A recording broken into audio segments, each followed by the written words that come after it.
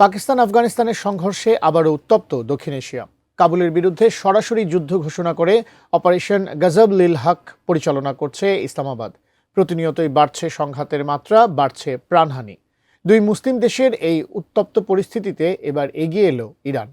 যুদ্ধবন্ধে মধ্যস্থতার প্রস্তাব দিয়েছে দেশটি। বিস্তারিত জানাচ্ছেন আরিফ হাসান।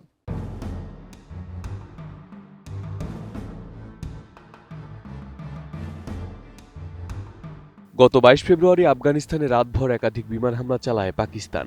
নিজ ভূখণ্ডে আত্মঘাতী বিস্ফোরণের ঘটনার পর সীমান্ত ঘেঁষা এলাকায় অভিযান চালানোর কথা জানায় ইসলামাবাদ। দেশটির দাবি, সীমান্তের কাছে ৭টি জঙ্গি ঘাঁটি ও আস্তানাকে লক্ষ্য করে হামলা পরিচালনা করা হয়।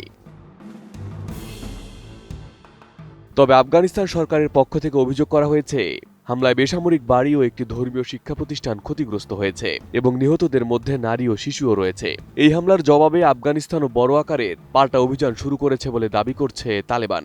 এদিকে দুই দেশের হামলা পাল্টা হামলায় ঘনীভূত হচ্ছে বৃহৎ সংঘাতের আশঙ্কা।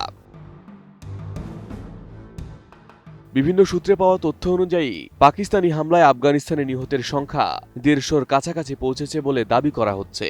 অন্যদিকে আফগান বাহিনীও পাকিস্তানের সীমান্ত চৌকিগুলোকে লক্ষ্য করে পাল্টা হামলা চালাচ্ছে।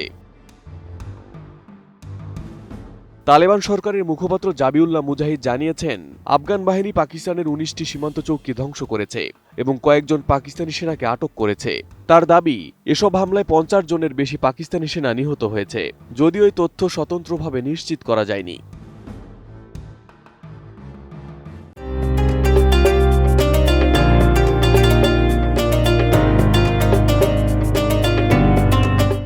গত বছরের অক্টোবর মাসে দুই দেশ যুদ্ধবিরতিতে সম্মত হলেও কাবুল ও কান্দাহারকে ঘিরে সাম্প্রতিক হামলাগুলো দুই দেশের চলমান উত্তেজনার সর্বশেষ অধ্যায় হিসেবে দেখা হচ্ছে।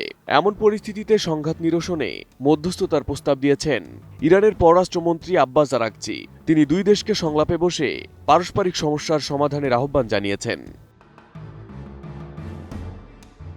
সামাজিক যোগাযোগ মাধ্যমে এক্সে দেওয়া এক বার্তায় আরাগচি বলেন, পবিত্র রমজান মাস আত্মসংযম ও মুসলিম বিশ্বের সংহতি জোরদারের সময়। এই সময়টিকে কাজে লাগিয়ে আলোচনা ও কূটনৈতিক সংলাপের মাধ্যমে দ্বন্দ্ব মীমাংসা করা যেতে পারে। তিনি আরও বলেন, পাকিস্তান ও আফগানিস্তান উভয়ই ইরানের প্রতিবেশী এবং পারস্পরিক বোঝাপড়া ও সহযোগিতার ভিত্তিতে দুই দেশ নিজেদের মতপার্থক্য দূর করবে বলেই তেহরান আশা করছে।